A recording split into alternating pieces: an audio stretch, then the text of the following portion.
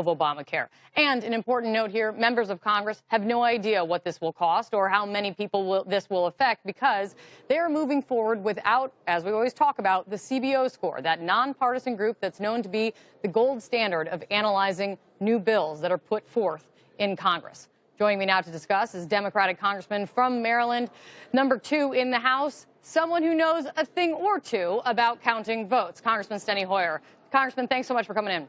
Hi, Kate. Thank you very much. Good to be with you.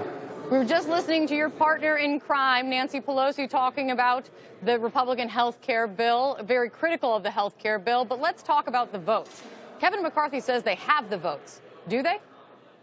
Well, I don't know whether they have the votes because I'm not counting Republican votes per se, but clearly they've had extraordinary difficulty getting Republican votes, which is an indication of how tenuous this bill is. There are an awful lot of Republicans that, even if they get their arm twisted and may vote for it, don't think this is a good bill, think it puts pre-existing conditions at great risk. $8 billion, as the previous report indicated, is a drop in the bucket to make sure that those with pre-existing conditions can afford and therefore have access to health insurance. So this bill is a rush to judgment. It's a rush to judgment, and you're right, it picked up momentum very late yesterday, mainly because from a political imperative, they think they've got to pass something that they've been promising their base for 7 years. But the reality is they're rushing to judgment because they think the facts are going to be against them, and the facts are going to undermine their ability to pass this bill. We don't have a CBO score, which Paul Ryan, in his book and in discussions regarding the health bill when it passed, said passing something without a CBO score is irresponsible and should not be done. And in addition to that, to reading the bill, reading the amendment, and knowing what the amendment does.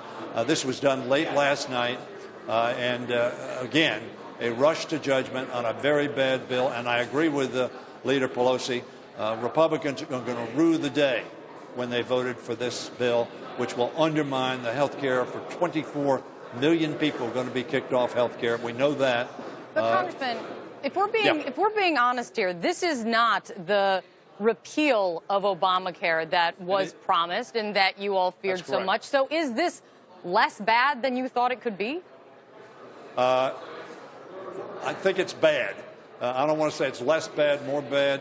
The repeal itself, the reason you're not seeing the repeal itself is because Republicans know that would be devastating to them politically.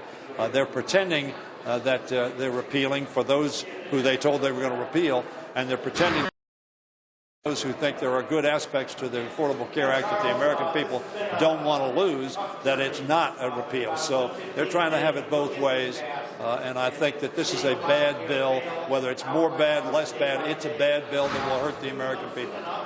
Congressman, can you guys really just sit by on the sidelines and not participate in this process right now? I mean, don't forget about what Republicans did when Obamacare was passed.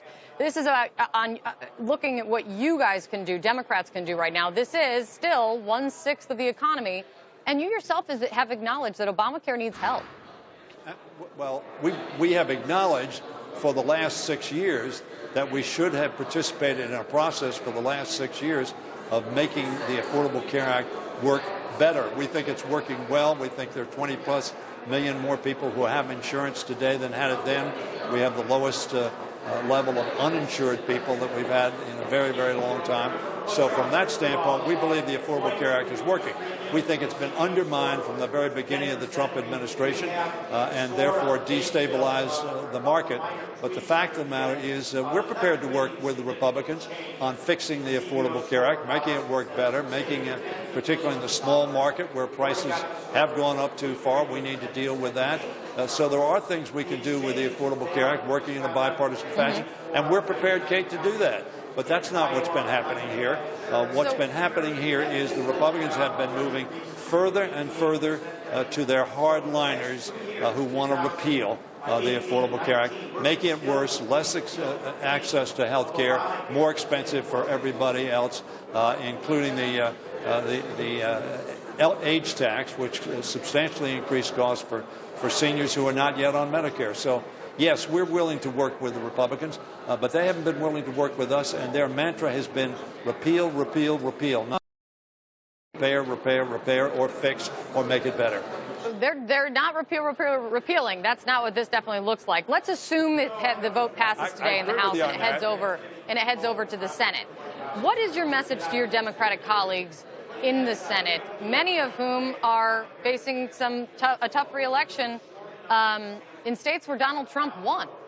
Look, I think the Democrats in the Senate are going to be against this bill because they know it will have very adverse consequences on their people and on the insurance capability and access and costs for almost every American.